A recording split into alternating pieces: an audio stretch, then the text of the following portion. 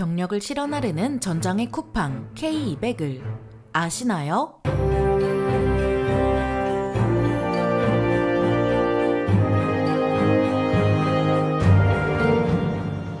안녕하세요. 지식스토리입니다. 이번에는 개구리 같은 위장색을 칠하고 우리나라를 지켜온 국뽕의 알루미늄 장갑차 K200에 대해 알아볼 텐데요. 뭔가 통통한 게 귀여운 K200에 대해 알아보기 위해선 1945년으로 거슬러 올라가야 합니다. 당시에 태평양 전쟁이 끝나고 일제가 패망한 후 대한민국 국군이 창설되었는데요. 일본이 쓰던 무기나 주워다 쓴 국군은 창설 5년 만에 빈약한 무장 상태로 소련의 지원을 받은 북한의 침략을 받게 됩니다. 무기랄 게 부족한 국군은 미국제 대전차포 정도가 그나마 쓸만했지만 정작 북한군 전차를 상대로는 씨알도 안 먹혔죠. 미국도 한반도의 정세를 모르는 건 아니었지만 한반도에서 벌어지는 크고 작은 분쟁이 또 다른 전쟁으로 이어지는 것을 꺼렸기 때문에 전차나 항공기를 안 준 거였는데요. 미국은 한반도에서 전쟁이 벌어지자 이대로 가면 한반도가 붉게 변한다라며 미군을 중심으로 한 유엔군을 한반도에 파견했고 우리나라가 지도에서 사라지는 걸 막았습니다. 미국은 우리나라의 전차나 항공기를 안 준 게 미안했는지 군수물자를 포함해 M3A1 장갑차를 공여했는데요. 이것이 바로 국군의 첫 장갑차였습니다. 하지만 여기서 만족하고 구식 장갑차를 쓸 우리나라가 아니죠. 우리나라는 베트남 전쟁이 벌어지자 외화벌이를 위해 장병들을 월남으로 보냈는데요. 미국은 안 그래도 여론이 안 좋은 전쟁에 6.25 전쟁에서 함께 싸웠던 우리나라가 병력을 보내자 M16을 시작으로 지원을 아끼지 않았습니다. 이렇게 받은 장비 중에는 M113A1 장괴식 장갑차가 있는데요. 베트남 전쟁에서 전장의 택시라는 별명을 얻은 M113은 박스를 접어놓은 것 같은 하찮은 생김새에도 총알이 빗발치는 전장에서 장병들을 안전하게 실어날랐죠. 국군은 M16부터 장갑차까지 많은 지원을 받아 만족했지만 1968년 사건이 터지고 마는데요. 1월 21일에 북한에서 청와대를 치기 위해 간첩을 보내는 만행을 시작으로 울진 삼척 사건 등이 연달아 벌어진 거였죠. 이에 당황한 국군은 북한군 특수부대를 상대할 시가 전용 장갑차에 대한 필요성을 절실하게 느낍니다. 바로 이탈리아에 연락한 국군은 피아트 6641 장갑차를 면허 생산할 수 있게 되었고 그렇게 KM900이라는 제식 번호로 도입하게 되죠. 국방과학연구소는 때마침 들어온 이탈리아제 장갑차를 씹고 뜯고 맛보고 즐기며 혼자서 장갑차를 개발할 정도로 기술을 쌓았는데요. 하지만 1980년대에 간첩작전의 교리가 바뀌면서 국방과학연구소가 개발한 장갑차는 이에 맞지 않아 그대로 아웃당합니다. 하지만 80년대에 들어섰는데 베트남 전쟁 때 도입한 M113A1을 언제까지고 쓸 수는 없었고 육군의 진심은 국군답게 뜸들이지 않고 장갑차를 바꾸기로 정하죠. 외국산보다 국산 장갑차를 원했던 국군은 1981년 두꺼비 사업을 시작하는데요. 사업 이름이 두꺼비인 이유는 두꺼비의 번식력처럼 K200 기술을 기반으로 다양한 계열의 무기를 만들겠다는 야망을 나타낸 것이었습니다. 그러니까 개구리 같은 위장색을 칠한 두꺼비였네요. 왠지 두꺼비를 닮은 것 같더라고요.